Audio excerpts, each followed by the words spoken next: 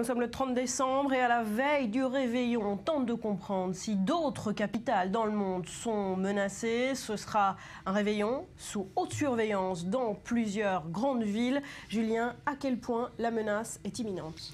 En fait, toutes les informations viennent d'Autriche où on apprend qu'un service de renseignement ami a prévenu l'Europe d'une menace potentielle, réelle et imminente contre le sol européen. Alors, cette menace a été transmise, cette information sur une menace a été transmise à la veille de Noël.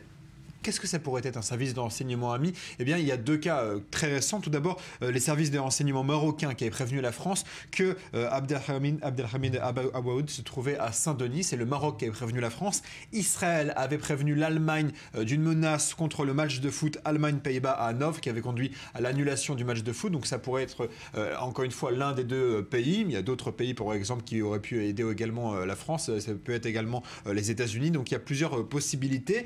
Mais voilà, il faut se préparer à cette menace et les pays, capitales européennes sont en état d'alerte. Voilà, un réveillon sous haute surveillance. Quels sont les dispositifs de sécurité mis en place dans les grandes villes du monde? Alors, il y a beaucoup d'exemples, on va en prendre quelques-uns pour comprendre un petit peu la situation. En Autriche, qui a donc reçu cette menace, on a décidé de maintenir malgré tout les festivités en simplement augmentant le niveau d'alerte. À New York, où plus d'1 million de personnes sont attendues le 31 décembre à Times Square, eh bien, on se prépare très au sérieux avec 6000 officiers de police, qui seront présents et d'unités anti-terroristes. On se prépare à toutes les possibilités. Les États-Unis ont déjà été frappés par des attentats et pas uniquement par le 11 septembre. À Bruxelles, 2 personnes soupçonnées de préparer un attentat viennent d'être placées sous un mandat d'arrêt. Donc voilà un petit peu la situation. Mais il y a l'Autriche, il y a les États-Unis, il y a Bruxelles, mais il y a également la France, qui, elle, est encore sous le traumatisme du 13 novembre et doit faire face maintenant à une menace crédible le soir du 31 décembre, où on a décidé de limiter au maximum les festivités sur les Champs-Élysées notamment. Alors, merci Julien. Justement, on s'intéresse d'un peu plus près aux célébrations prévues demain à Paris. Vous le savez, le réveillon du Nouvel An sur les Champs-Élysées a donc été maintenu malgré l'état d'urgence, mais avec un important dispositif de sécurité. Il s'agira en effet du premier grand rassemblement dans la capitale depuis les attentats du 13 novembre. Julia Ganancia. Chaque année, des milliers de personnes se rassemblent sur les Champs-Élysées à Paris pour célébrer le passage à la nouvelle année.